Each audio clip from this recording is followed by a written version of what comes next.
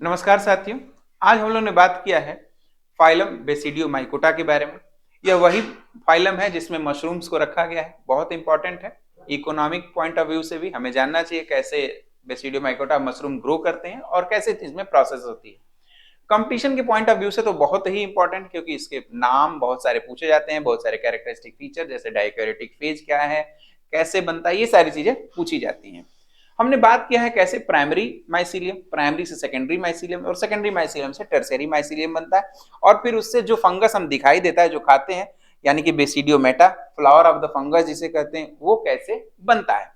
उम्मीद करते हैं आपको यह लेक्चर अच्छा लगेगा। अच्छा लगे तो लाइक करें, शेयर करें अपने दोस्तों को और सब्सक्राइब करें चैनल को। Thank you. लोग चूंकि पढ़ रहे हैं फाइलम बेसिडियोमाइकोटा को, इसके कैरेक्टरिस्टिक फीचर को अध्ययन करने जा रहे हैं। जो पहला कैरेक्टरिस्टिक फीचर है वो है बेसिडियम आकर, बेसिडियम का फॉर्मेशन होगा। इसमें जो दूसरा कैरेक्टरिस्टिक फीचर है कि डॉलीपोर सेप्टा पाया जाएगा, जिसके ऊपर एक कवरिंग पाई जाती है जिसे पार्थेनोसोम कहते हैं। तीसरे पे जो हम अध्ययन करने जा रहे हैं कि इसमें क्लैंप कनेक्शन पाए जाते हैं। Clamp connection, clamp connection, clamp connection. इस क्लैंप कनेक्शन से क्या होगा, किसे कहते हैं क्लैंप कनेक्शन, कई बार लोग पूछते हैं। देखिए, is responsible for dikaryotization, is responsible for dikaryotization, dikaryotization मतलब डाई का मतलब दो, कैरियोटा का मतलब न्यूक्लियस। तो दो न्यूक्लियस आ जाएं या बेसिडियम का निर्माण हो तो उसे हम लोग कहेंगे डाइकैरियोटाइजेशन। डाइकैरियोटाइजेशन देखो कैसे होगा।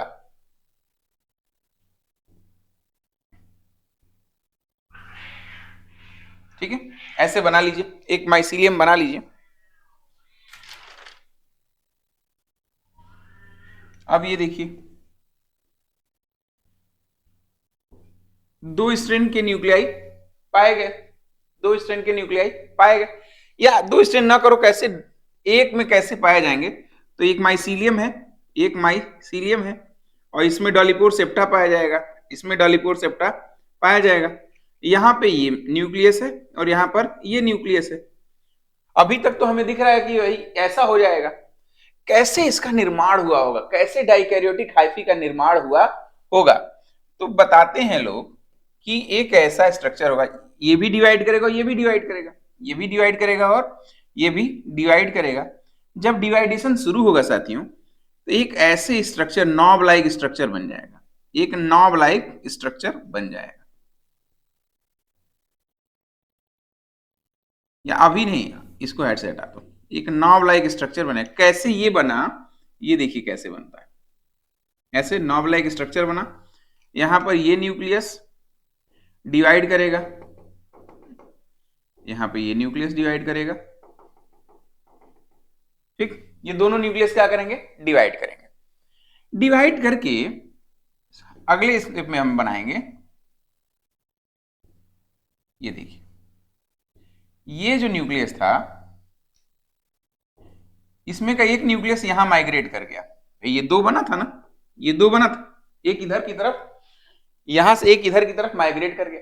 जैसे ही साथियों यह माइग्रेट करेगा, जैसे ही यह माइग्रेट करेगा, यहां पर सेप्टा बन जाएगा, यहां पर सेप्टा बन जाएगा। लेकिन इससे पहले यह भी जो डिवाइड कर रहा है, यह भी डिवाइड कर रहा है, इसका एक न्यूक्लियस यहां चला जाएगा, इसका एक न्यूक्लियस यहां चला जाएगा। ठीक, और फिर यहां सेप्टा बन जाएगा। फिर यह जो बचा हुआ है ऐसे चुपचाप रहेगा, यहां पे ऐसे बनेगा, इस तरह का स्ट्रक्चर। फिगर देख लो, फिर से बता देंगे आपको ये स्ट्रक्चर कैसे बना। सबसे पहले एक सेल में दो न्यूक्लियाई थे, दो अलग अलग स्ट्रैंड के न्यूक्लियाई थे। ये दोनों न्यूक्लियाई डिवाइड किए, ये दो,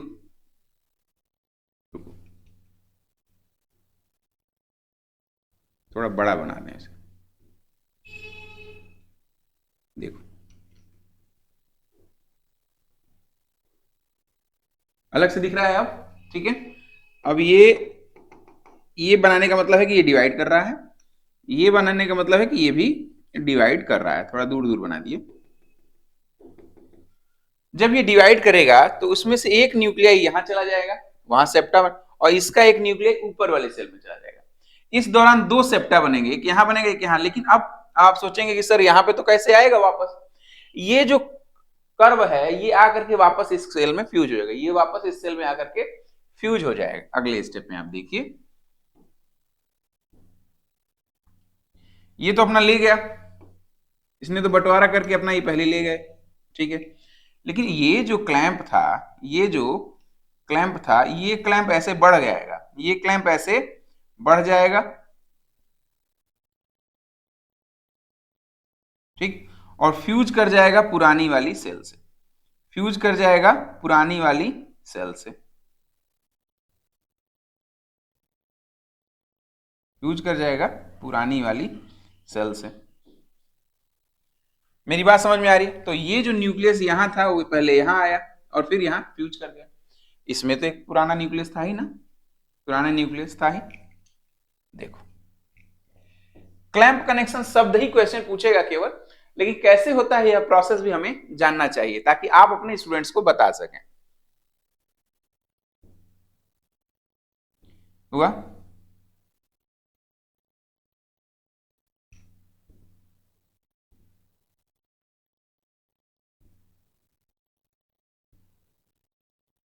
ये फ्यूज कर गया, ये फ्यूज कर गया। अब यहां का क्वेश्चन मिटा दीजिए ये।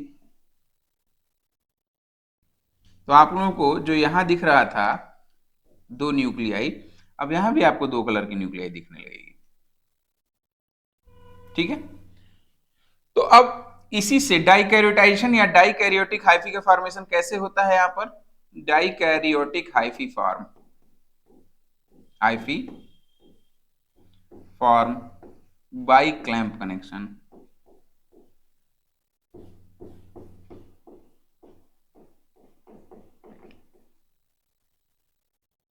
समझ में आया? ओएस विपिन,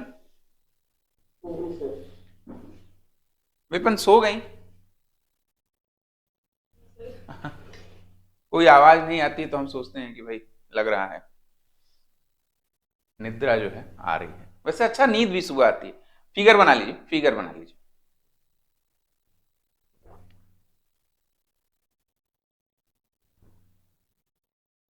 ठीक है, आगे चलें।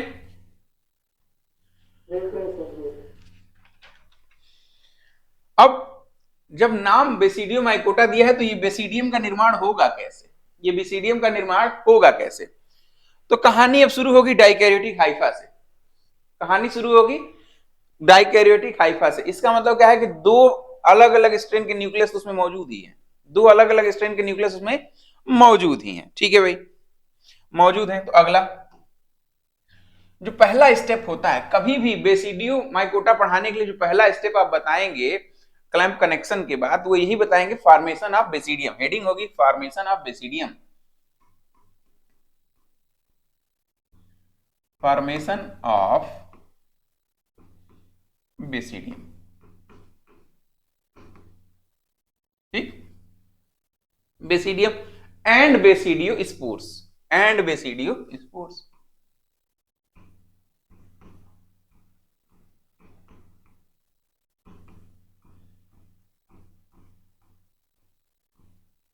And basidio spores.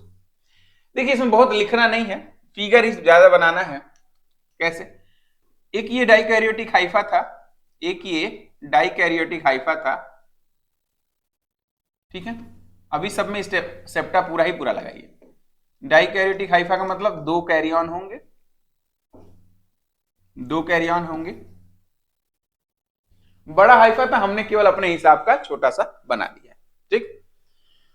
जब बेसिडियम का निर्माण होना था तो यह दोनों हाइफा, कोई जिस सेल में बेसिडियम का निर्माण होने जाता है उसके दोनों जो न्यूक्लियस हैं वो आपस में फ्यूज कर जाते हैं, वापस में फ्यूज कर जाते हैं। तो समझो कि basidium during the formation of basidium,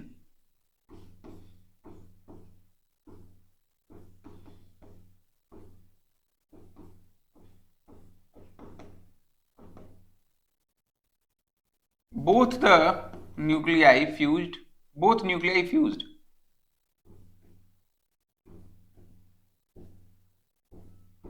ठीक है। दोनों न्यूक्लियाई क्या किया? आपस में फ्यूज कर गए। आज इतनी इंपॉर्टेंट क्लास थी और लोग जुड़े नहीं, that is very sad. OS और विपिन ग्रुप में डाल दीजिए आप लोग, ताकि वो लोग जुड़े। इट्स वेरी वेरी इंपॉर्टेंट, इससे बहुत सारे क्वेश्चन आएंगे इस बार तो। ठीक है, एक बार डाल दीजिएगा, ठीक है। अब दोनों न्यूक्लियाई फ्यूज करेंगे। न्यूक्लियाई के फ्यूज करते ही जिस सेल में बेसिडियम बनना होगा उसका आकार थोड़ा सा क्लब शेप हो जाएगा। द नाउ, यहां पे लिखेगा now the shape of the cell having fused nucleus change, having fused nucleus and nuclei changed and become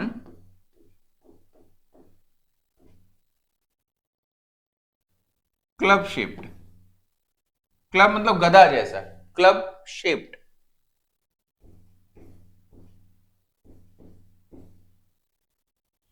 कैसा दिखेगा, आइए दिखाएं।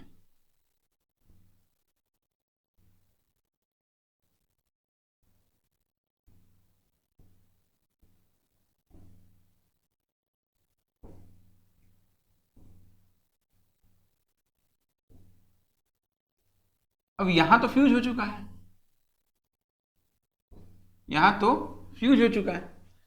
गौर करते हैं कि जब भी बेसिडियो माइकोटा या एस्कोमाइकोटा के न्यूक्लियस आपस में फ्यूज भी करते हैं तो भी उनके पास आफ्टर मियोसिस यह क्षमता रहती है कि वो अपने पुराने अस्तित्व को प्राप्त कर सके, मतलब अपने स्ट्रेन को वापस वो अलग अलग कर सके। तो ये था। अब जैसे ही ऐसा स्ट्रक्चर बना, जैसे ही स्ट्रक्चर बना, फ्यूज हुआ, इसके ऊपर जो सर है, इसका जो सर है उसमें 4 छोटे छोटे स्टेरिगमेटा निकलेंगे, 4 छोटे छोटे बल्जेस निकलेंगे, 4 छोटे छोटे बल्जेस बाहर की तरफ निकलना शुरू हो जाएंगे। देखिए कैसे, 1 2 3 और 4, ठीक है। 4 छोटे छोटे बल्जेस निकलना शुरू हो जाएंगे। जब ये बल्जेस बन रहे होंगे, इसी दौरान इस न्यूक्लियाई में, इस जो डाइकैरियोटिक न्यूक्लियस है, जो डिप्लॉयड न्यूक्लियस है, उसमें मियोसिस की प्रोसेस होती रहेगी, मियोसिस की प्रोसेस होती रहेगी। Undergo meiosis, undergo meiosis. फिर से सुनिए साथियों, डाइकैरियोटिक हाइफा था, आपस में फ्यूज कर गए, डाइकैरियन से डिप्लॉयड हो गए। अच्छा, ये डिप्लॉयड क्या करेंगे? अब जैसे ही वो डिप्लॉयड हुए, भाई हम ताकत में आ गए, क्या हो गए? पावर में आ गए। अब पावर में आ गए तो फूलेंगे, तो लो क्लब शेप हो गए।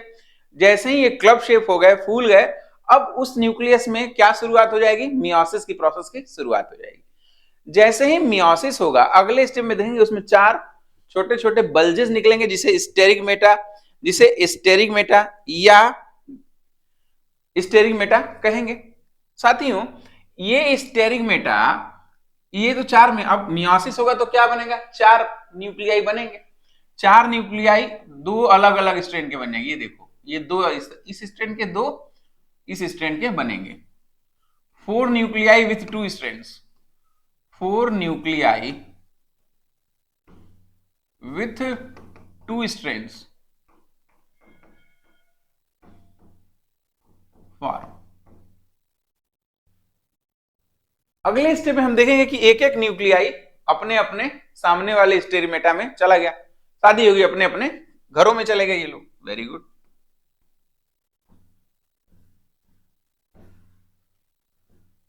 देखिए,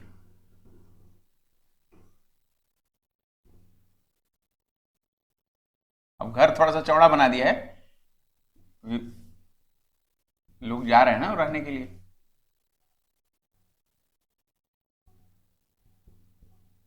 ठीक है,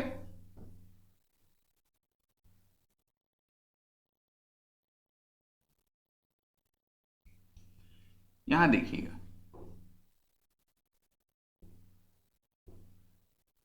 गौर करिए कि अभी भी इनके नीचे कोई सेप्टम नहीं बना है, कोई सेप्टा नहीं बना है। What does it means? It means साथियों कि सेप्टम नहीं बना, तो अभी भी यह क्या है? सिंगल सेल है। अभी भी क्या है? यह सिंगल सेल है। लेकिन कुछ समय के बाद से, कुछ समय के बाद ये जो न्यूक्लियाई है इसके ऊपर वॉल बन जाती है, इस न्यूक्लियाई के ऊपर वॉल बन जाती है।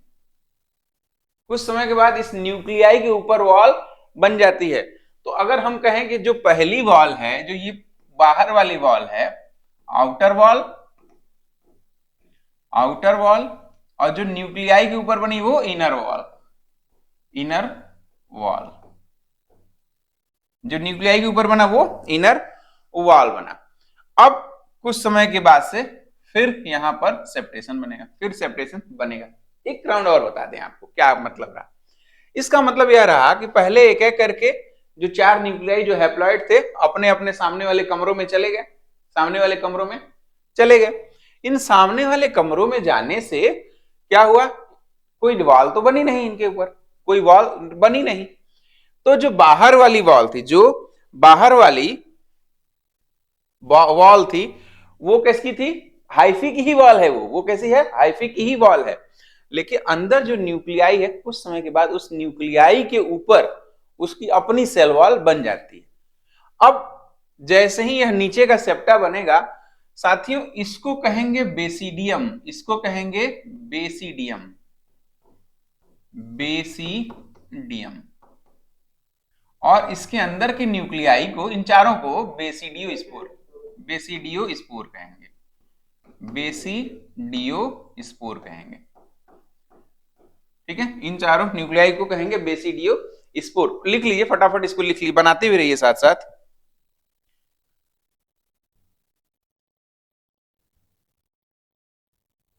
बनाते रहिए।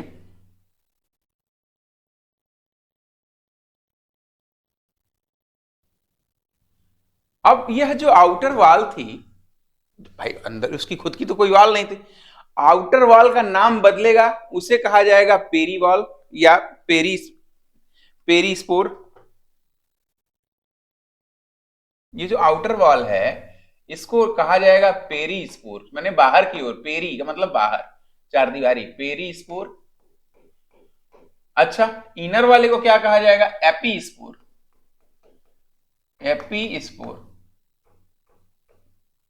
इनर वाले को क्या कहा जाएगा, एपीस्पोर। दिखाई दे रहा है ना, किसी को दिक्कत तो नहीं हो रही, एपीस्पोर कहा जाएगा। ठीक, वास्तव में यह जो चार छोटे चैम्बर्स बने थे इसे क्या कहा जाता था, स्टेरिगमेटा, स्टेरिगमेटा, स्टेरिगमेटा कहा जाता था। विपन जी, विपन, ये जो चार छोटे चैम्बर बन रहे थे इसको स्टेरिगमेटा कहा जाता है। हो गया। अब कहानी, हेडिंग हमारी थी formation of basidium and basidiospore. तो गौर करें, जो बेसिडियम है उसकी वॉल को क्या कहा जा रहा है, पेरीस्पोर, और जो उसके अंदर का न्यूक्लियाई है उसके बाहर की वॉल को क्या कहा जा रहा है, एपीस्पोर, बाहर की वॉल को एपीस्पोर कहा जा रहा है। अब ये बेसिडियम यहां से टूट टूट के, या ये जो बेसिडियम है या बेसिडियो स्पोर टूट के जाएगा हेल्दी प्लांट पे, टूट कर जाएगा हेल्दी प्लांट पे, जर्मिनेट करेगा। तो bye the germination of basidio spore primary mycelia form.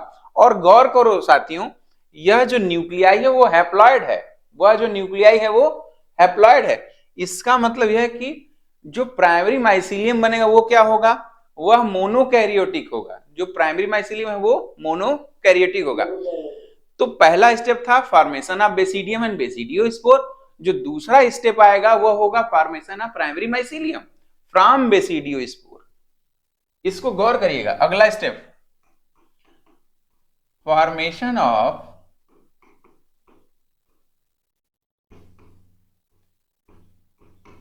Basidio primary mycelium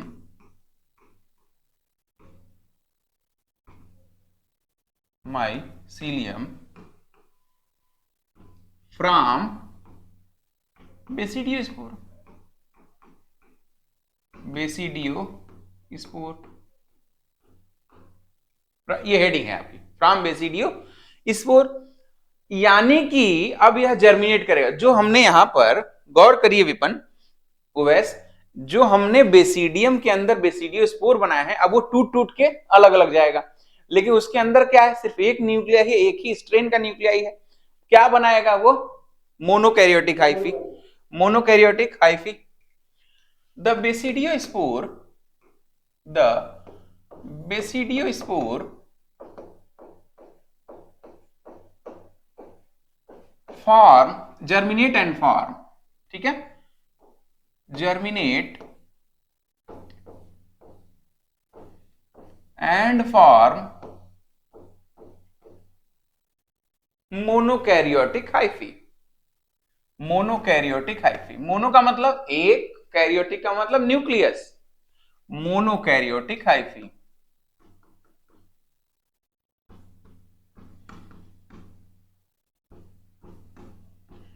monokaryotic hyphae. This hyphae is known as primary mycelium.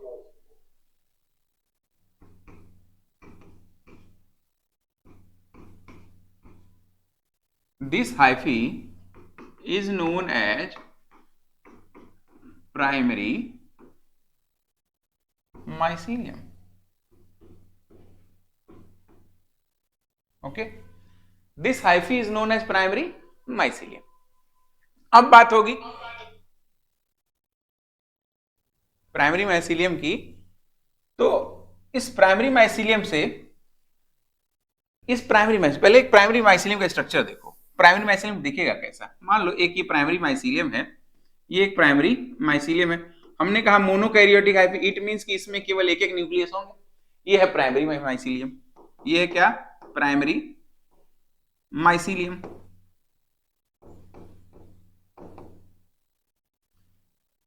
इस प्राइमरी माइसीलियम पर लगेगा एक स्पोर जिसे कहेंगे ओइडिया, लगेगा एक स्पोर ओइडिया। गुड मॉर्निंग ममता, स्वागत है आपका।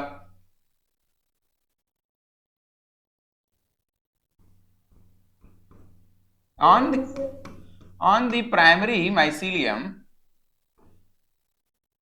on the primary mycelium, आज हम लोग बेसिडियोमाइकोटा पढ़ रहे हैं। इट्स वेरी इंपॉर्टेंट, ये मशरूम वाला फंगस ग्रुप है, बहुत जरूरी है, इससे बहुत सारे क्वेश्चंस आएंगे और लगभग मैं इसको आज समाप्त करने की कोशिश करूंगा, नहीं हुआ तो कल समाप्त होगा, लेकिन आप इसमें जुड़े रहिए, बाकी लोगों को भी ग्रुप में लिख दीजिए कि जुड़ जाएं।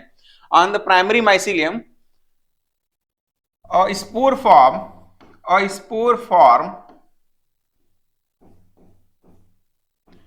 known as oidia, known as oidia, oidia.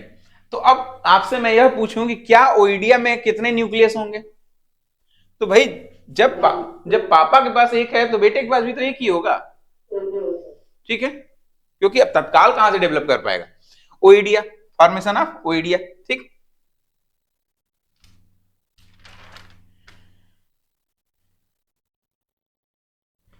अब ये प्राइमरी माइसीलियम, दो अलग अलग स्ट्रेन के प्राइमरी माइसीलियम जब एक दूसरे से कांटेक्ट में आएंगे, ये वास्तव में है कहां? वर्तमान में ये है कहां पर?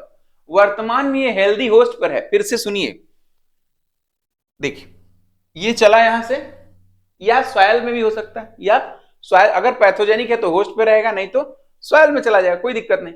सॉइल में तो आखिर भाई मशरूम कहां बनता है? फेरी रिंग कहां बनती है? मशरूम में बनती है, बेसिडियोमाइकोटा के मेंबर्स में बनती है, और वह सॉइल में है। इसका मतलब यह दोनों फ्यूज किए, फ्यूज करके स्टेरिगमेटा बना, स्टेरिगमेटा से बेसिडियम बना, बेसिडियम के अंदर बेसिडियोस्पोर रहा। ये बेसिडियोस्पोर टूट टूट के जमीन में गिर गए, सॉइल में चले गए, वहां पर वो प्राइमरी माइसीलियम बनाए, और दो अलग अलग स्ट्रेन के प्राइमरी माइसीलियम आपस में फ्यूज किए, नजदीक आए, फ्यूज किए, ठीक है, दो नजदीक आए और फ्यूज किए, उससे फिर क्या बन गया? Secondary mycelium. क्यों? क्योंकि दो अलग अलग स्ट्रेन चाहिए हमें सेकेंडरी माइसीलियम के लिए, ठीक। यहां पे तो आप इसी के नीचे लिख लीजिए कि फ्रॉम या by the fusion of, by the fusion of two opposite strains of primary nuclei या प्राइमरी माइसीलियम, या ऐसे लिखिए by the fusion of two primary mycelium with opposite nuclei, opposite strands of nuclei, mycelium with opposite strains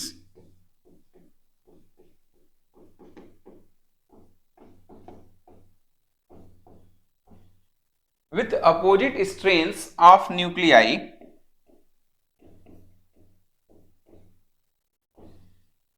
by the fusion of two primary mycelium with opposite strains of nuclei, ठीक है, with opposite strains of nuclei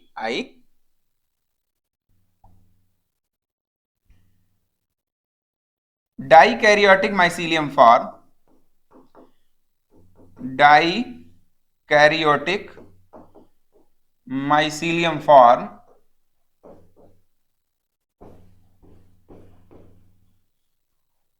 which is also known as secondary mycelium.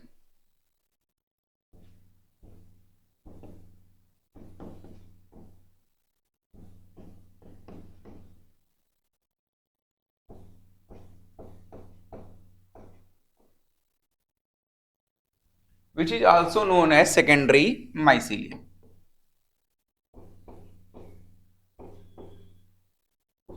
ठीक है, which is also known as secondary mycelium. यानी कि basidiospore था, basidiospore से germinate करके primary mycelium, primary mycelium से सेकेंडरी माइसीलियम का निर्माण हुआ. क्लियर है सबको?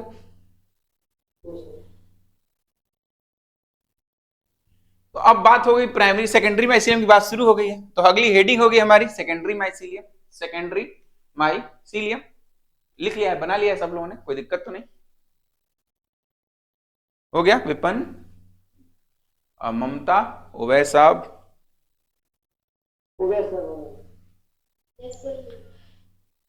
बाकी प्राणियों को भी देख रहा हूं ना मैं. चलिए, वो समझ में आ रहा है ना? मजेदार है ये, तो बहुत इंटरेस्टिंग है ये. कुछ नहीं, बेसिडियोस्पोर, बेसिडियम बना, उसके अंदर बेसिडियोस्पोर बना, बेसिडियोस्पोर टूट के जमीन में गिर गया या होस्ट पे चला गया, वो फिर जर्मिनेट करेगा, जर्मिनेट करेगा तो क्या बनाएगा? प्राइमरी माइसीलियम, प्राइमरी माइसीलियम से सेकेंडरी माइसीलियम, सेकेंडरी माइसीलियम से फिर क्या बन जाएगा भाई? फिर क्या बनना? फिर नहीं, गौर करिए, यहां से या तो बेसिडियम बना देंगे, या तो बेसिडियम बना देंगे, या सेकेंडरी से टर्शियरी माइसीलियम भी बनेगा.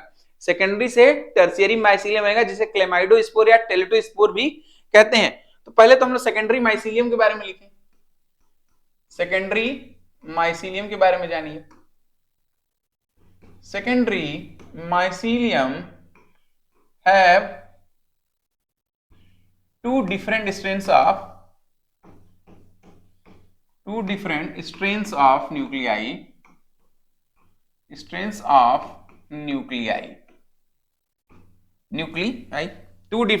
of nuclei. अब अगर जो सेकेंडरी माइसीलियम है लंबे समय तक अपने आप को जीवित रखना चाहता है, तो वह अपने ऊपर एक यूरोडीनियो स्पोर बना देगा. यूरेडीनियो स्पोर देखिए, इंट्रोड्यूस कर रहा हूं, जब हम धीरे धीरे किसकी तरफ बढ़ रहे हैं? अस्टिलेगो पक्सिनिया की तरफ बढ़ रहे हैं. पक्सिनिया में यूरेडीनियो स्पोर, टेलेटो स्पोर सब पढ़ेंगे, धीरे धीरे हम वहीं बढ़ रहे हैं. इससे ध्यान दीजिए, अगर सेकेंडरी माइसीलियम चाहता है कि लंबे समय तक जिंदा रहे, तो जिंदा रहने के लिए वो एक स्पोर बनाएगा जिसे कहेंगे यूरोडीनियो स्पोर. ठीक, to survive for longer time, to survive for longer period of time,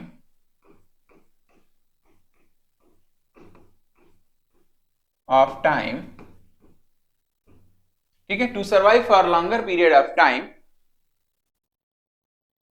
secondary mycelium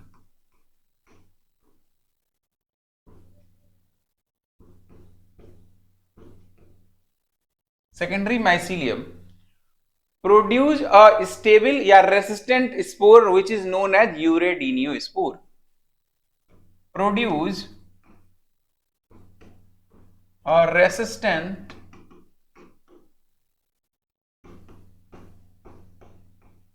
spore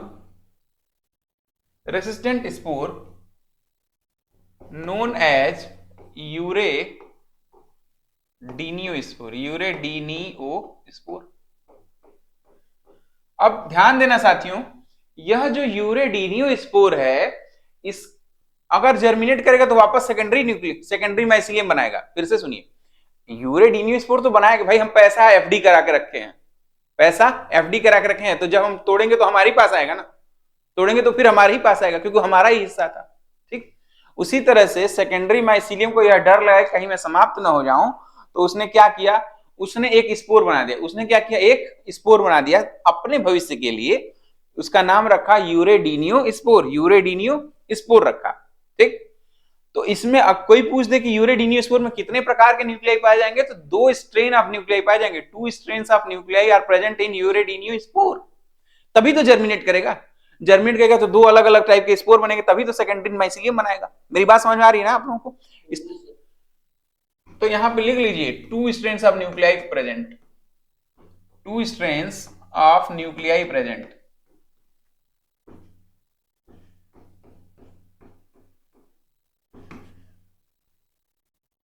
ममता, विपन, आप लोग सो गए, जग रहे हैं? ठीक है, आवाज नहीं आ रही थी, मैं सोचा कि कहां चले गए। अब मान लीजिए कि इसने अपना रेजिस्टेंट स्पोर तो बना लिया, रेजिस्टेंट स्पोर तो बना लिया, फिर आगे भी तो बढ़ना है कि वहीं रुके रहना नहीं ना, ये तो सुरक्षा के लिए था ना यूरेडिनियो स्पोर। लेकिन जो सेकेंडरी माइसीलियम की समाप्ति होगी, सेकेंडरी माइसीलियम जब मेच्योर होके टर्मिनेट होगा, जब समाप्त होगा, तो वह एक प्रकार का स्पोर बनाएगा जिसे कहेंगे क्लेमाइडो स्पोर, क्लेमाइडो स्पोर बनाएगा। अगला लिख लीजिए इसी में कि secondary mycelium stage, secondary mycelium stage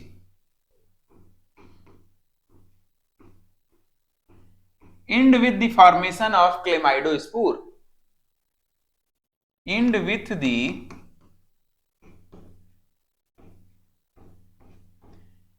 formation of chlamydospore, chlamydospore। ठीक, कोई पूछे यूरेडिनियो का मतलब, यूरेडिनियो तो एक रेस्टिंग स्पोर है। यूरेडिनियो क्या है, एक रेस्टिंग स्पोर है जो सेकेंडरी माइसीलियम अपनी सुरक्षा के लिए बना लेता है। ठीक, सेकेंडरी माइसीलियम इसे फॉर्मेशन ऑफ क्लेमाइडोस्पोर, क्या क्लेमाइडोस्पोर तो last stage of the secondary mycelium stage. ठीक है, secondary mycelium stage and with the formation of chlamydospore. Rust और स्मट के केस में, रस्ट और स्मट के केस में, रस्ट फंजाई स्मट फंजाई के केस में क्लेमाइडोस्पोर का नाम बदल जाता है, टेल्यूटोस्पोर कहा जाता है।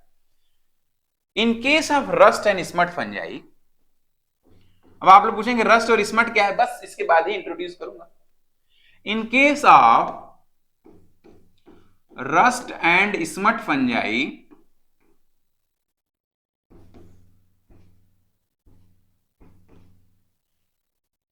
the chlamydospore is called as teleutospore, the chlamydospore is called as teleutospore।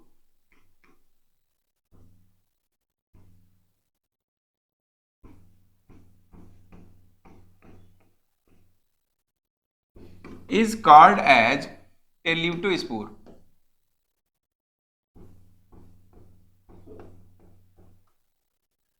the chlamydospore is called as teleutospore। अच्छा, ये टेलिटोस्पोर की बात हो गई, टेलिटोस्पोर की बात हो गई। अब ये क्लेमाइडोस्पोर जर्मिनेट करेगा, बन तो गया, क्लेमाइडोस्पोर बन गया। इसमें भी कौन कितने प्रकार के न्यूक्लियाई होंगे, 2 स्ट्रेन तो होंगे ना, 2 स्ट्रेन ऑफ न्यूक्लियाई होंगे, बिल्कुल सही। इसमें भी 2 स्ट्रेन ऑफ न्यूक्लियाई हैं। अब यह भी जर्मिनेट करेगा तो ये सीधे क्या देगा, टर्शियरी माइसीलियम, क्योंकि ये इंड था, ये इंड था। क्लेमाइडोस्पोर या टेलिटोस्पोर जर्मिनेट करके क्या बनाएंगे, टर्शियरी माइसीलियम बनाएंगे, टर्शियरी माइसीलियम बनाएंगे। लिखिए, हेडिंग होगी अब अगला line, bye the germination of, by the germination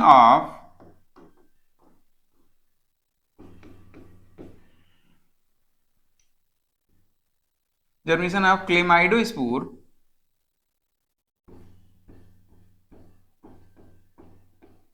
ठीक है, ब्रैकेट में टेल्यूटोस्पोर भी लिख लिएगा ताकि रस्ट और किसके केस में, रस्ट और स्मट के केस में टेल्यूटोस्पोर कहा जाता है। देखो, रस्ट और स्मट मैंने कहा था कि मैं बताऊंगा। रस्ट का मतलब जंग लगना। रस्ट ऐसे फंगस हैं जिनके जो सिम्टम आते हैं पैरासाइट्स के रूप में या प्लांट के ऊपर, वह हल्के ब्राउनिश इन कलर, जंग की तरह दिखते हैं, जैसा लगा कि लोहे पे जंग लग गई हो, उस तरह से दिखता है, इसलिए इसका नाम रस्ट लिखा गया, इसलिए इसका नाम रस्ट लिखा गया। हाँ, स्मट के केस में क्या होगा, स्मट के केस में जो जो स्ट्रक्चर बनता है, इन्फेक्शियस स्ट्रक्चर बनता है, ऐसा लगता है कि धुआं, काले रंग का धुआं, जैसे कहीं आग लग जाती है तो उस घर में कैसा लगता है, काला काला सा हो जाता है। जब उस तरह का स्ट्रक्चर दिखाई देने लगे, सूटी स्ट्रक्चर दिखाई देने लगे, तो उसे हम कहेंगे कि वो कौन सा है, स्मट फंजाई है। क्या है वो, स्मट फंजाई है। जैसे यूरे, हम लोग पढ़ेंगे ना, स्टीलेगो पढ़ेंगे, ये क्या है, एक प्रकार का स्मट फंजाई है। ठीक, क्लेमाइडोस्पोर या teleutospore, teleutospore, LETO spore, teleutospore. By the germination of chlamydospore या टेलुटोस्पोर क्या फॉर्म होगा, tertiary mycelium form, tertiary mycelium form.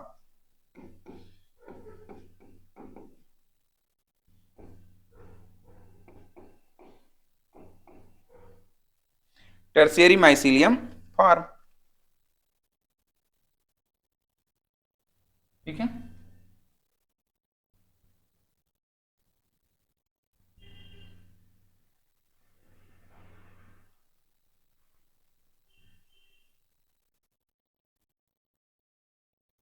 Tertiary mycelium form,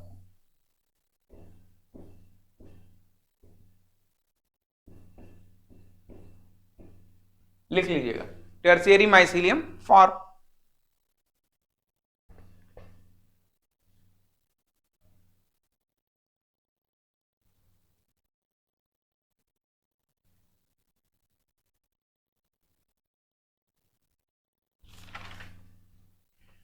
अब ये टर्शियरी माइसीलियम फॉर्म करके बनाएगा क्या, यह टर्शियरी माइसीलियम फॉर्म करके क्या बनाएगा, समझ पा रहे हैं आप लोग मेरी बात। हो गया यहां तक, विपन, ममता, ओवैस, हो गया। अब देखिए, नहीं हुआ, हो गया ना। देखिए, ये जो टर्शियरी माइसीलियम है,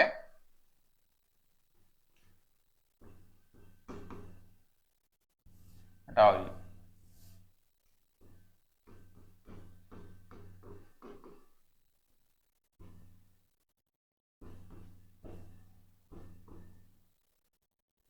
tertiary mycelium is a special type of dikaryotic mycelium which take part in the formation of basidiometa। basidiometa बताते हैं क्या है बेसिडियोमेटा, आप लोग जानते भी हैं उसे। Tertiary mycelium is a special type of mycelium, dikaryotic mycelium, ठीक है।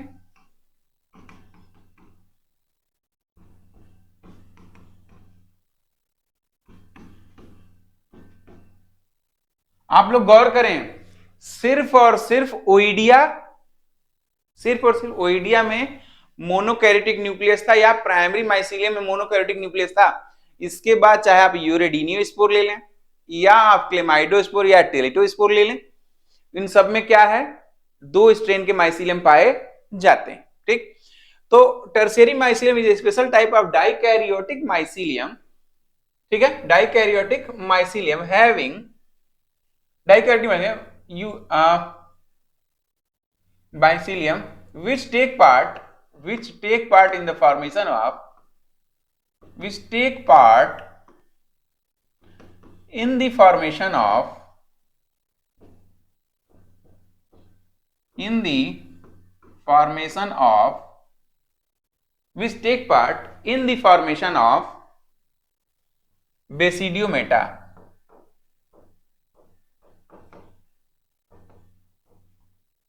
मेटा, ठीक है, बेसिडियोमेटा। अब अगली हेडिंग होगी अपनी कि बेसिडियोमेटा क्या चीज, बेसिडियोमेटा क्या चीज है, हेडिंग होगी बेसिडियोमेटा।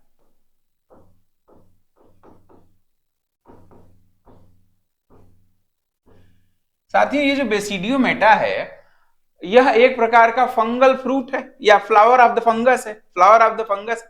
मतलब आप लोगों ने मशरूम देखा है, तो जो मशरूम का हिस्सा आपको खूबसूरत सा दिख रहा है, वही बेसिडियोमेटा है, वही बेसिडियोमेटा है, फ्लावर ऑफ द फंगस वही बेसिडियोमेटा है। मैं कुछ दिखाना भी चाहूंगा, अगर इसमें इस तरह का सपोर्ट रहा तो।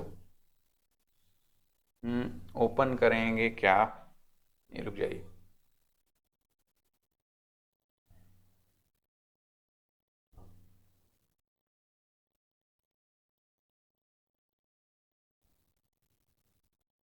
ये देखिए बेसिडियो मेटा,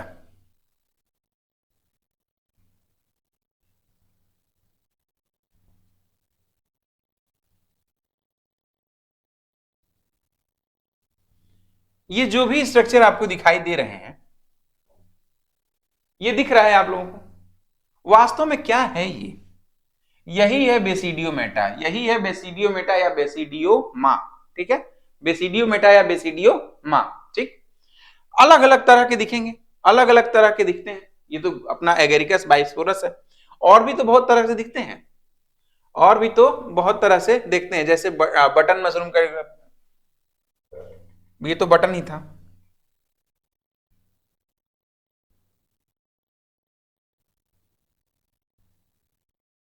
ये देखिए, ये भी दिखाई दिया होगा आप लोगों को, दिख रहा था ना सब। ये वास्तव में क्या है? यही है बेसिडियो मेटा यही है बेसिडियो मेटा या बेसिडियो मा, flower of the fungus, flower of the fungus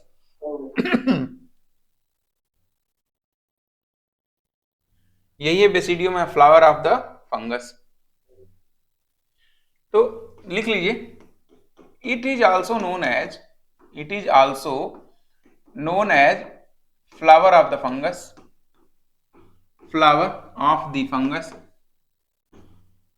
अगर इडविल फंजाई है तो हम लोग इसी को तो खाते हैं, हम लोग इसी को तो खाते हैं। अगर मशरूम खा रहे हैं तो हम लोग बेसिकली क्या खा रहे हैं? हम लोग बेसिडियो मेटा खा रहे हैं, बेसिडियो मेटा को खा रहे हैं।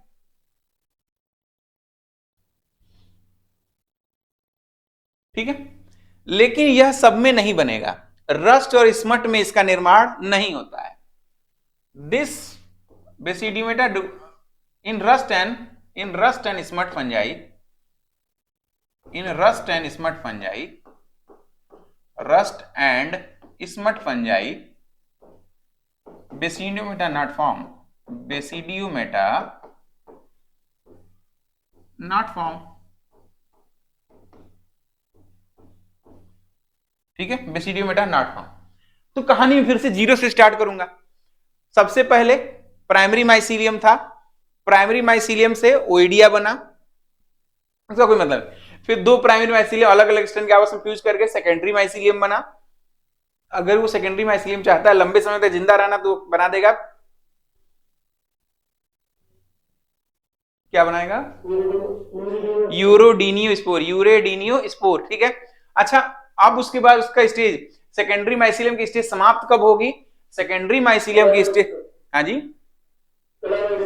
यस, क्लेमाइडोस्पोर या टेलिटोस्पोर। अब ये क्लेमाइडोस्पोर जर्मिनेट करके क्या बनाएंगे? Tertiary mycelium. टर्शियरी माइसीलियम क्या बनाएगा? बेसिडियो मेटा बनाएगा। ये वही बेसिडियो मेटा है जिसे फ्लावर ऑफ द फंगस कहा जाता है या फ्लावर ऑफ फंजाई कहा जाता है, जिसको हम लोग खाते हैं। लेकिन रस्ट और स्मट फंजाई में इसका निर्माण नहीं होता है। क्लियर है? मजा आ रहा है ना? मजा आ रहा है ना पढ़ने में? कि ऐसा नहीं कि केवल मुझे को मजा आ रहा हो, है एक पक्षी समझौता थोड़ी है ये। ठीक है, कि ऐसा नहीं बात कर रखे हुए हैं। ठीक है चलिए भाई, अब इस बेसिडियो मेटा का स्ट्रक्चर के आधार पे कुछ नाम दिया गया, स्ट्रक्चर के आधार पे कुछ नाम दिया गया है, नोट करिए, अक्सर की एग्जाम में पूछा भी है। जैसे bracket fungi, on the basis of different, on the basis of different shapes of basidiometa, different shapes of basidiometa,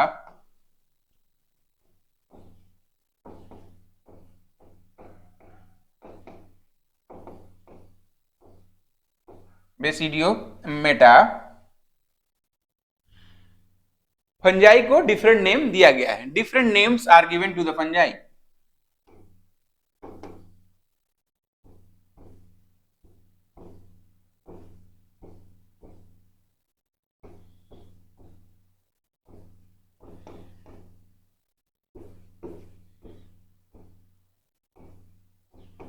जैसे ब्रैकेट फंजाई,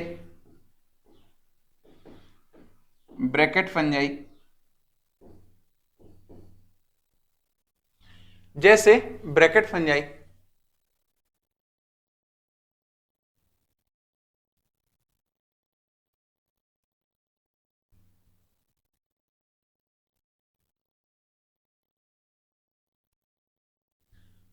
ऐसा देखा होगा, ऐसा भी देखा होगा, ऐसा भी देखा होगा, ऐसा भी देखा, ऐसे ऐसे निकल जाता है ब्रैकेट की तरह से निकलते, देखा आप लोगों ने, देख लीजिए। ठीक है, मेरे वतन के लोगों देख लो, ये भी ऐसे निकलता हो देखा, यही है ब्रैकेट फंजाई। इसमें कौन सा जनरा आता है इसके बारे में लिखिए। ब्रैकेट फंजाई में आ जाएगा पॉलीपोरस, तो ये कहां है, ये है पॉलीपोरस, ये है पॉलीपोरस।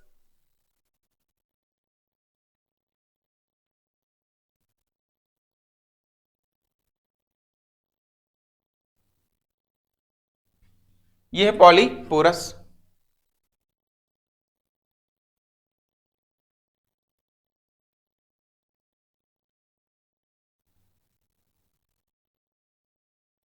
चलिए हटाइए, क्या है ब्रैकेट फंजाई, नाम पूछेगा पॉलीपोरस।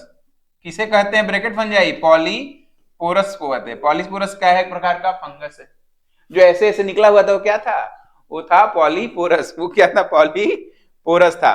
फिर स्टिंक हॉर्न फंजाई, ये था phallus, stink horn, stink horn fungi. Phallus नाम का एक फंजाई है, phallus, family phallaceae, PHALLUS, phallus. Phallus नाम का एक फंजाई है जिसे हम लोग स्टिंक हॉर्न फंजाई कहते हैं। स्टिंक हॉर्न फंजाई देखेंगे कैसा है, आइए दिखाएं।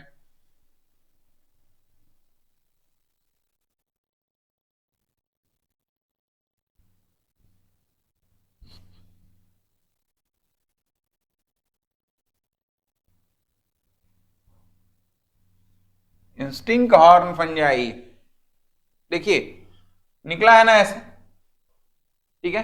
यह तो कुछ और ही दिख रहा है, मतलब इस तरह का ही स्ट्रक्चर दिखेगा। ये क्या है, स्टिंक हॉर्न फंजाई है निकला हुआ, ये स्टिंक हॉर्न फंजाई है। Stink horn fungi example phallus, example phallus है। अरे लग रहा है वो हट गया क्या,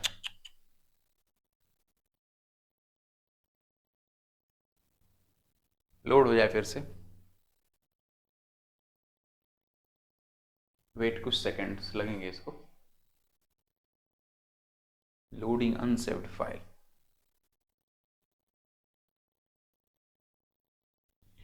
स्टिंक हॉर्न फंजाई, ठीक।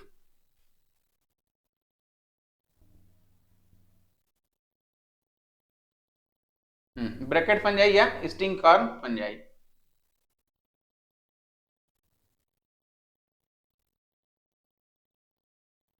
चलिए स्टिंग हॉर्न फंजाई फैलस। एक और फंजाई होता है, वो होता है bird nest fungi, bird nest fungi, bird nest fungi. साथियों बर्ड नेस्ट फंजाई, एक इसके साथ बहुत सारे क्वेश्चन पूछे गए हैं, बर्ड नेस्ट फंजाई से बहुत सारे क्वेश्चन पूछे गए हैं। जैसे एक तो नीडुलेरिएसी फैमिली के मेंबर जितने हैं वो सब इसी में आएंगे, नीडुलेरिया, नीडुलेरिया, नीडुलेरिया को बर्ड नेस्ट फंजाई कहा जाता है, नीडुलेरिया को बर्ड नेस्ट फंजाई कहा जाता है। लेकिन और भी तो बर्ड नेस्ट फंजाई ग्रुप है, उसको कहा जाता है, नीडुलेरिएसी फैमिली के मेंबर्स को बर्ड नेस्ट फंजाई कहा जाता है। सबसे छोटा बर्ड नेस्ट कौन बनाता है, लिख लिया आप लोगों ने, यहां तक आगे चलें।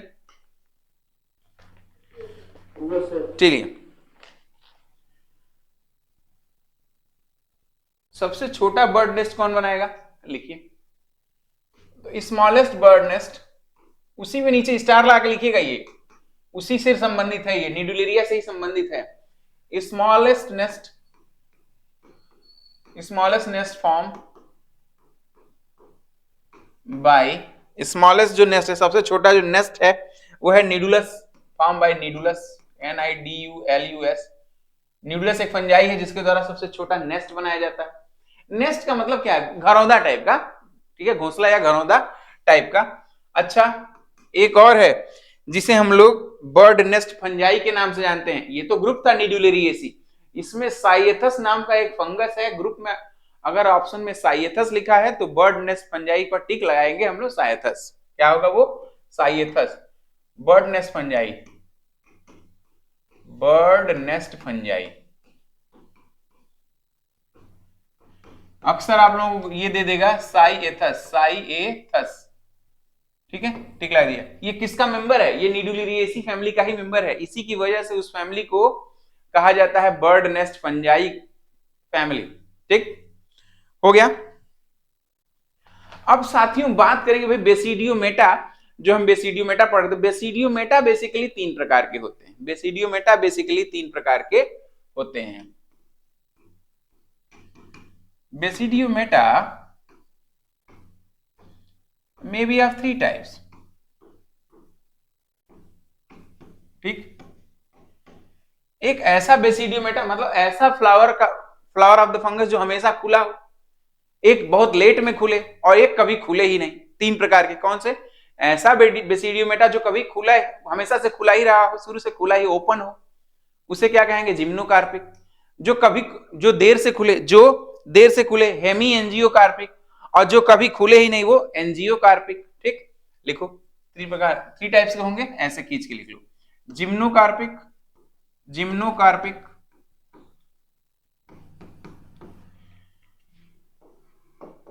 the basidiometa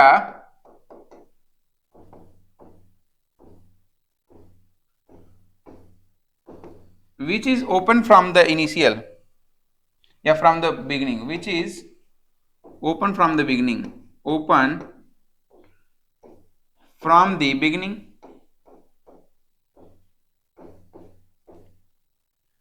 ऐसा भी तो होगा कि जो बहुत देर में खुलेगा, हेमी एंजियोकार्पिक, हेमी एंजियोकार्पिक।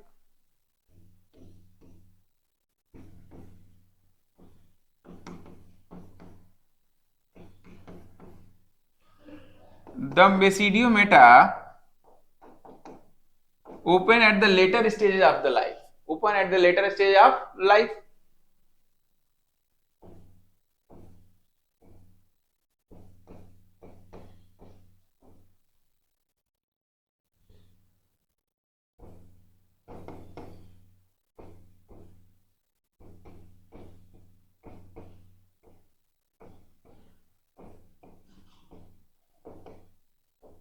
ठीक, और ऐसा भी बेसिडियोमेटा होगा जो कभी खुले ही नहीं, कभी खुले ही नहीं, ये हो जाएगा एंजियोकार्पिक।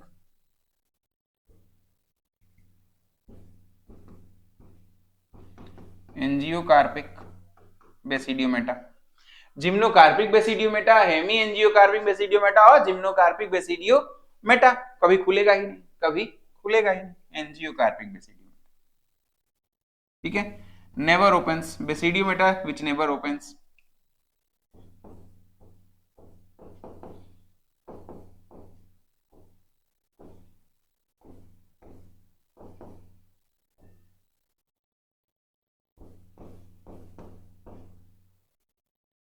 which never opens, ठीक है, basidiometa which never opens।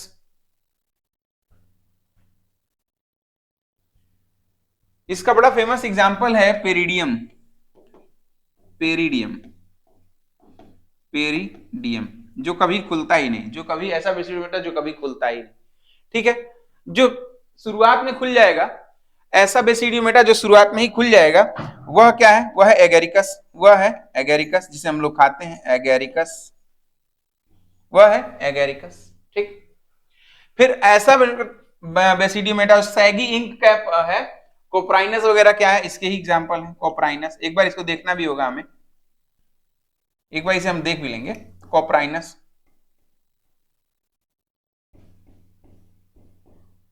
कोप्राइनस, ठीक, नोट कर लीजिए, कोप्राइनस नोट करिए इसे।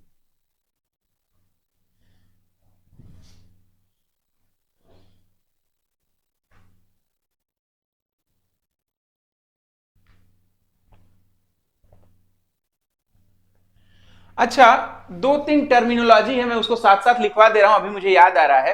पहला होमोप्लेजिया किसे कहते हैं? तो the structures form due to the convergent evolution, structures form due to the convergent evolution. Convergent का क्या मतलब हुआ? देखो, डाइवर्ज होने का मतलब फैल जाना, एक कॉमन एंसेस्टर से अलग अलग स्पीसीज बनी हो, ठीक है, तो वो डाइवर्जेंट होगा। कन्वर्जेंट का मतलब क्या होगा? आप कई एंसेस्टर जो है एक जैसा, कई एंसेस्टर से बनने वाले स्पीसीज कॉमन नीड की वजह से एक जैसी दिखने लगे, कॉमन नीड की वजह से एक जैसी दिखने लगे। तो जो स्ट्रक्चर्स कन्वर्जेंट इवोल्यूशन से बनते हैं उन्हें हम लोग होमोप्लेजी कहते हैं, होमोप्लेजिया कहते हैं। मेरी बात फिर से सुनिए, कन्वर्जेंट इवोल्यूशन मतलब अलग अलग लोगों के लोग एक जैसे दिखने लगे, अलग अलग लोगों से उत्पन्न स्पीशीज एक जैसे दिखने लगे, तो उसको कहते हैं होमोप्लेजिया। होमोप्लेजिया, एक बार क्वेश्चन पूछा है होमोप्लेजिया के नाम के बारे में, स्ट्रक्चर के बारे में, ठीक। हेडिंग होगी homoplasia, homoplasia structure form due to the convergent evolution.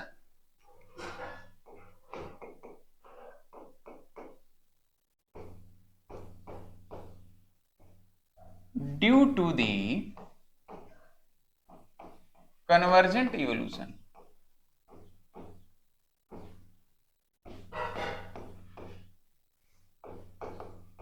Convergent evolution. अच्छा, कन्वर्जेंट इवोल्यूशन का एक दूसरा नाम भी है साथियों, क्या है? कन्वर्जेंट इवोल्यूशन को हम लोग पैरेलल इवोल्यूशन भी तो कहते हैं। एक यहाँ का स्पीसीज, एक यहाँ का स्पीसीज, एक यहाँ का स्पीसीज, और दोनों सब लोग कॉमन नीड की वजह से सेम दिखने लगे, कॉमन नीड की वजह से सब लोग सेम ही दिखने लगे, ऐसा लग रहा है कि सब लोग साथ ही थे। तो इसको कहेंगे क्या कि यह क्या है? होमोप्लेजिया है, होमोप्लेजिया है। समझ में आई मेरी बात? मेरे वतन के लोगों, यस सर।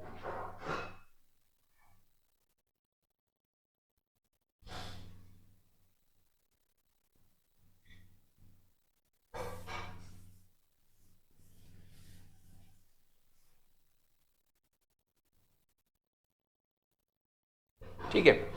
अब अगला जो हम लिखने जा रहे हैं वो है हाइमेनियम किसे कहते हैं, हाइमेनियम किसे कहते हैं। अगली जो हेडिंग होगी, छोटे छोटे हेडिंग्स हैं, हाइमेनियम, हाइमेनियम,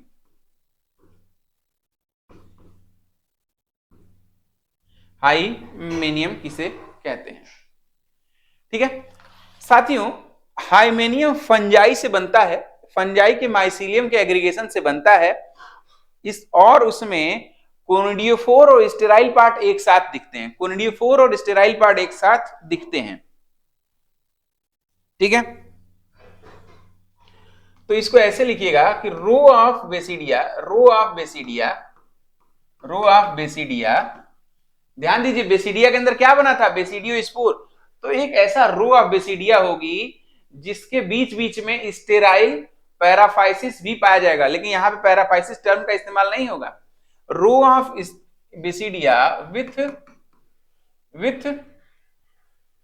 नहीं, row of basidia intermingled with,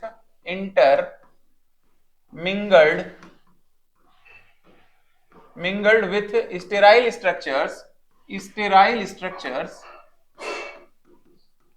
row of basidia intermingled with sterile structures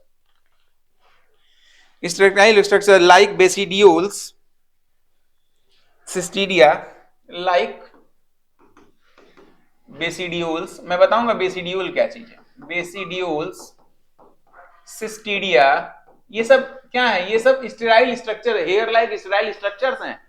बेसिडियोल्स, DOLS, basidioles, cystidia, cystidia, hyphoids, hyphoids, PHOIDS, hyphoids, and setae etcetera. ठीक, कल तक जब हम पढ़ा रहे थे तो हम बता रहे थे कि भाई जो दो कोनिडियोफोर के बीच में या दो कोनिडियोफोर के बीच में जो स्टेराइल चीज पाई जाती है उसे हम लोग पैराफाइसिस कहते हैं। तो आप लोग पूछ सकते हैं कि सर इसके हाइमेनियम में पैराफाइसिस क्यों नहीं पाया जाएगा? साथियों पैराफाइसिस ही है, बेसिडियोल नाम बदल दिए, पैराफाइसिस का नाम बदल के बेसिडियो माइकोटा जब पढ़ते हैं तो उसको यहाँ पर बेसिडियोल्स लिखते हैं, बेसिडियोल्स लिखते हैं। क्यों? क्योंकि यहां पर जो हाइफी है वो डाइकैरियोटिक है, जबकि बात कहां कर रहे थे हम लोग? जब पीछे बात कर रहे थे, जब हम लोग एस्कोमाइकोटा या उसके पहले की बात करते हैं, जाइगोमाइकोटा हम बात करते हैं, तब जब बनता है दो कोनिडियोफोर के बीच में जो पैराफाइसिस बनता है उसमें मोनोकैरियोटिक हाइफी पाई जाती है। लिख लीजिए, स्टार ला के लिखिए कि basidiole is the basidiole is the changed name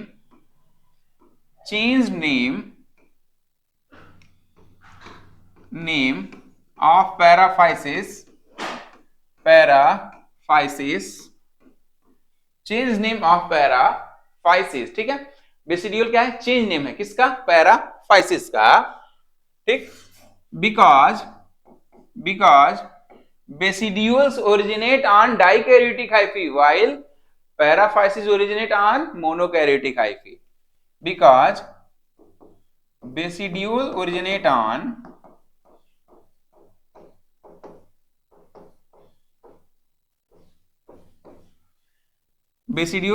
on dikaryotic hyphae. Dikaryo का मतलब, डाई का मतलब दो, कैरियो का मतलब न्यूक्लियस, तो डाइकैरियोटिक हाइफी।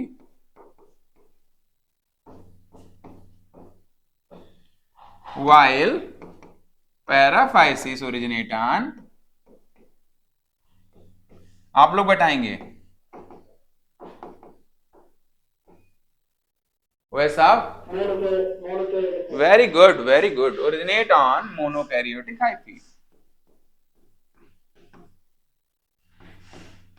मोनोकैरियोटिक हाइफी, ठीक है, originate on monokaryotic hyphae. Clear? अच्छा, जो सिटी का फॉर्मेशन, एक क्वेश्चन है कि setae is the characteristic feature of hymeno, setae is the character of family Hymenochaetaceae. Setae, SETAE, setae कैसा दिखेगा? देखो सिटी कैसा दिखता है, ऐसे ऐसे सिटी दिखता है। ठीक है, सिटी कुछ इस तरह का दिखता है। Setae is the characteristic feature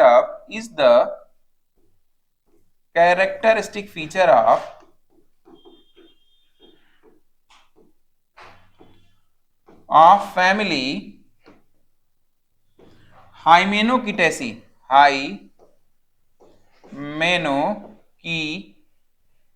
TACEAE,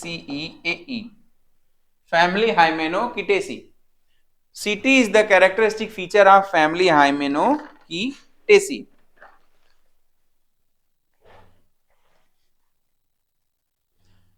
हो गया?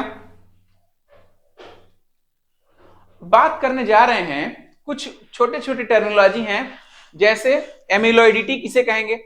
एक तो पहले ये तो जान लो, मेल्जर रिएजेंट अक्सर पूछेगा बेटा, मेल्जर रिएजेंट किसे कहते हैं? आयोडीन, पोटेशियम आयोडाइड और क्लोरल हाइड्रेट के मिलने से एक केमिकल बनता है जिसे हम लोग कहते हैं मेल्जर्स रिएजेंट। तो टक लिखिए, लिख लिया था ना आप लोगों ने? मेल्जर्स रिएजेंट बस ऐसे बराबर करके लिख लेंगे। क्या? आयोडीन, इसमें क्या क्या होगा? आयोडीन होगा, potassium iodide KI, potassium iodide होगा, साथ में क्लोरल हाइड्रेट भी होगा। इन तीनों को मिला देने से बनता है मेल्जर्स रिएजेंट, मिलता है मेल्जर्स रिएजेंट। अब इस मेल्जर रिएजेंट को जब किसी हाइफी के ऊपर डाला जाए और वह ब्लू कलर की हो जाए, तो उस फिनोमिना को कहते हैं एमिलॉइडिटी। तो अगली हेडिंग होगी एमिलॉइडिटी।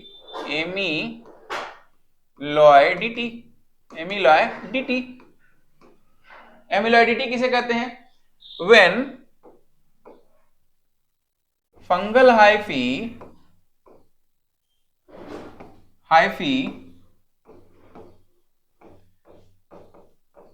become blue due to the become blue in the presence of Melger's reagent। become blue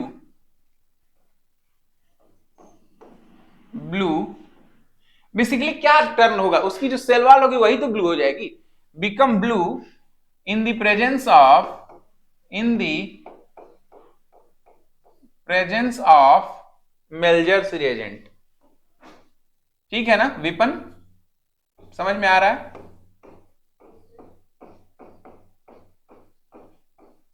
reagent, ठीक है, in the presence of Melzer's reagent. Mamta ji, समझ में आया आपको? चलिए, एमिलॉइडिटी। अच्छा, मान लो कि वही हाइफी, कोई हाइफी है, उसमें मेजर रिएजेंट डाला गया और वो ब्राउन कलर की हो जाए, वो ब्राउन कलर की हो जाए, तो इसको क्या बोलेंगे? इसको बोलेंगे डेक्स्ट्रीनोइडिटी, डेक्स्ट्रीनोइडिटी, डेक्स्ट्रीनोइडिटी। ये सब क्वेश्चन पूछे हैं, डेक्स्ट्रीनोइडिटी, एमिलॉइडिटी क्वेश्चन पूछा है, इसलिए लिखवाया जा रहा है dextrinoidity, noidity. Hyphae turn brown in colour, hyphae wall turn brown in colour, turn brown in colour, brown in colour, hyphae wall turn brown in colour. तो क्या हो जाएगा भाई ये? तो ये हो जाएगा डेक्स्ट्रीनोइडिटी। किसकी प्रेजेंस में? वही मेल्जर रिएजेंट की प्रेजेंस में, Melzer's reagent in by Melzer's reagent, by Melzer's reagent, Melzer's reagent, my Melzer's reagent, dextrinoidity हो गया। अच्छा, अगला होगा साइनोफाइली, साइएनो, साइएनो का मतलब डार्क ब्लू, साइनो का मतलब ही होता है डार्क ब्लू, साइनोफिली, साइनोफिली। अगर किसी हाइफी के ऊपर मेथाइलिन ब्लू डाल दिया जाए और उसकी वॉल डार्क ब्लू हो जाए तो उसे कहेंगे कि वह साइनोफिली शो कर रही है। The hyphae wall become dark blue, the hyphae wall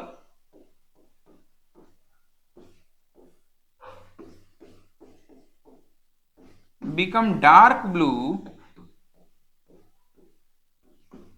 in the presence of methylene blue या cotton blue।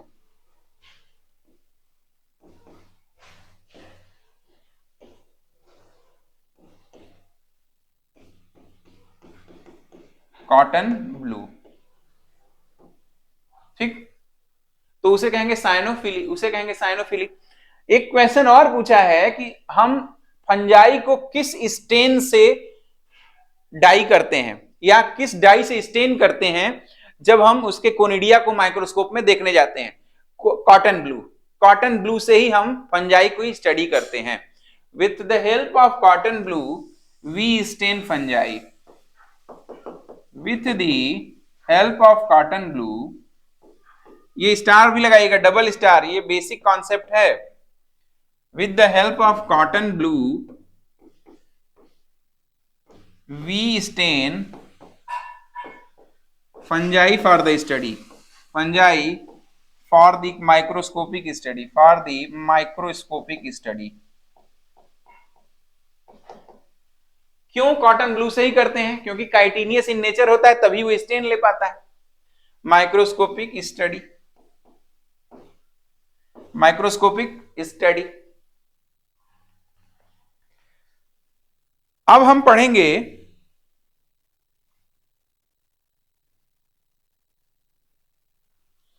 अब हम नहीं पढ़ेंगे आज, क्योंकि आज क्लास इससे ज्यादा हो चुकी है। तो आज के लिए बस इतना ही, फिर कल की क्लास में मिलेंगे, कुछ और आगे बढ़ेंगे। पक्सिनिया और स्टेलेगो हमें पढ़ना है, लेकिन आज इसी में बहुत ज्यादा समय लग गया। बेसिक कॉन्सेप्ट आपके क्लियर हो चुके होंगे, मेरी बात समझ रहे हैं? आज हमने जो पढ़ा ये कैसे प्राइमरी माइसीलियम का निर्माण होता है, प्राइमरी से सेकेंडरी माइसीलियम, सेकेंडरी माइसीलियम से टर्शियरी माइसीलियम का निर्माण होता है, किसमें? बेसिडियोमेटा में। ठीक, उम्मीद करते हैं आपको समझ में आ रहा होगा कैसे बेसिडियोमेटा का निर्माण होता है, यह भी आपको समझ में आ रहा होगा। ठीक है, आज के लिए बस इतना ही।